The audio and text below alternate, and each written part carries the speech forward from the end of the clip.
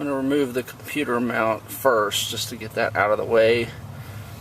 It looks like it's just bolted in there. So I'm going to remove those 4 bolts and hopefully this whole piece will just come out. And I was correct, so that gets that out of the way. That really opens up the inside, makes it much more user-friendly. You get the front seat out. It appears that you remove 4 bolts, 2 on each side in the front. They look like they're 13mm or 1/2 inch. I'll remove those and see what happens. So on the back, it's not really showing up. There's a retaining bolt, probably another one on the other side. Just going to take those out and see what I end up with. So to remove the prisoner cage, it looks like there's 3 hex bolts there on each side. I'm hoping once I remove those 3 that I can slide the whole thing out without having to do a whole lot of disassembly. I know I'm going to have to remove that from there just because it's wired in, but that looks like about a 10mm nut on there, so that's easy. But I'm hoping that that and that on each side will be enough to just slide the whole cage out without a whole lot of problems. So we'll see. I wanted to show you what a mess I'm dealing with here. When they upfit this car, the main power supply that runs up into there, I actually wrapped it around the seat wiring. I don't know if you can see that real clear. So basically you can't get the seat out without cutting that main power line there, which I'm going to have to do obviously to get the seat out.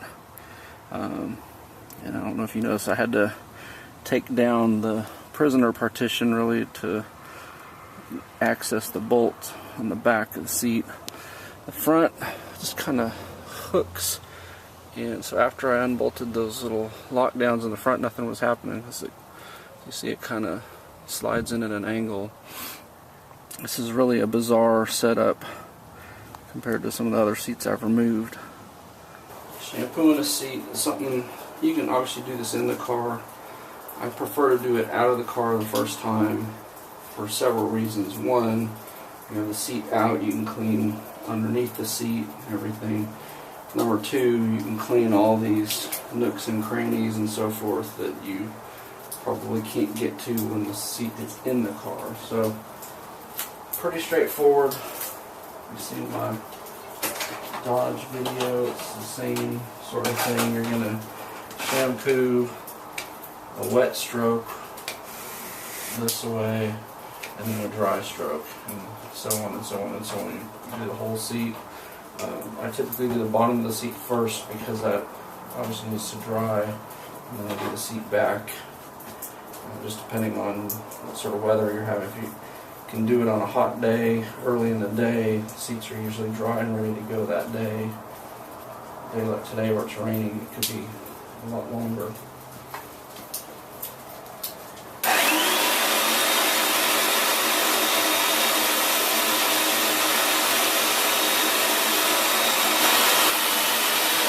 If you want to see the coffee coming out, watch this.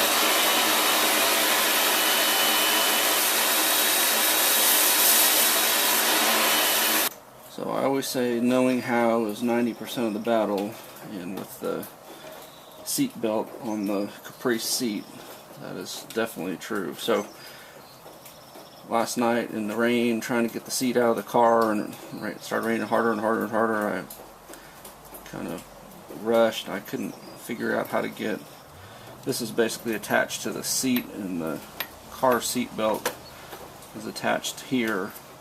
So there's no way to get the seat completely out of, away from the car. I mean, I could get it out of the car physically, but it was still attached to the seat belt, so I could only get it as far away as the seat belt would stretch. And it looked like this was some sort of push button release through here. Couldn't get it to go. I finally completely disconnected it from the seat, so this was left in the car. Well, today, calmly with daylight and everything I could see. So this slides down. It's just a rubber boot here, and there is this Torx screw that's on this side, and that's all that's holding it into the vehicle, which is a little bit scary, I would think. But that's what's retaining the seat belt to the seat. So it's a T40. Unscrewed it from there, pushed it through on the other side, and then the seat belt slides right out. So I'm going to go reattach this to the seat. Now that I know that, it'll be a lot easier to remove the driver's seat. Now that it's daytime, I wanted you to see this is with the passenger seat out. Basically, there's two 5/8 bolts that hold it in the back.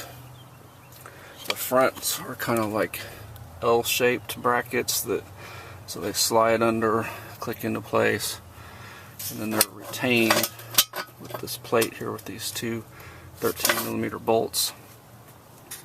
Well, while I had this out and I've got the cage kind of lifted up, my technique for cleaning the floor is pretty straightforward. I mean, obviously if you want to take the time to completely remove everything from the car, you could take this out and hose it off or whatever, but probably a lot less work, but just about as effective. What I do is I do a dry vac, get all the solid objects up, and it's amazing what you'll find. Here I found a socket and a drill bit, plus a whole bunch of trash, of course. But then I just take a really super not concentrated cleaner, like this is simple green diluted down to almost water, and then I just spritz it and wet vac as I go, and then for the tough areas I'll just hit it with the scrub brush. And so it's amazing the smell. It smells clean and fresh. You know, you don't need air fresheners when you do this, because you get all the smelly dirt out of the vehicle.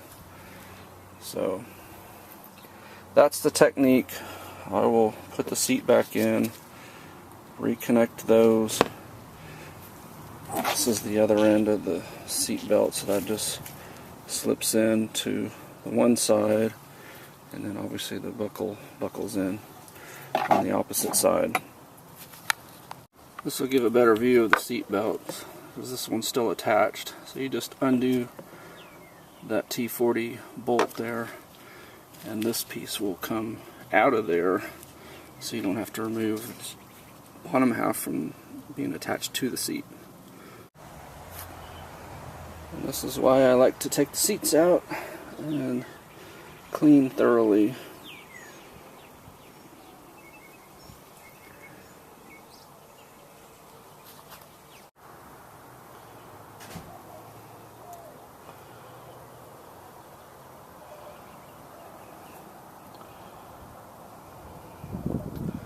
That's just wet vacuuming it.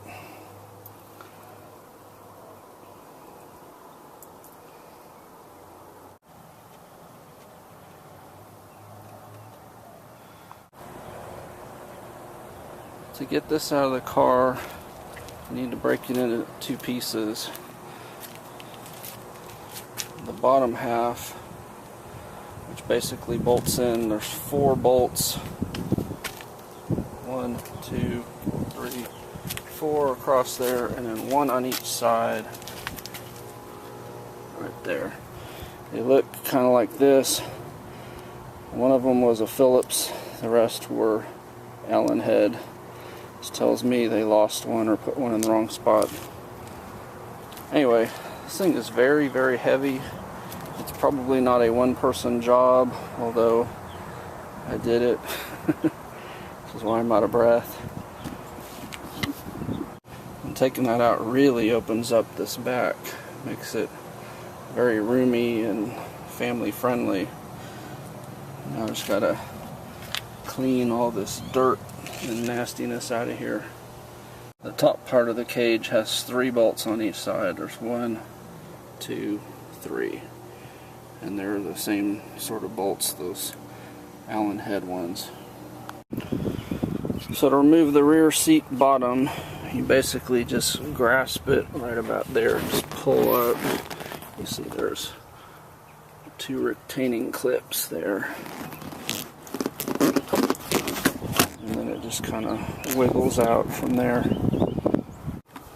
And then this trim piece here has a torque screw there, torque screw in there, and then the rest is just retaining clips.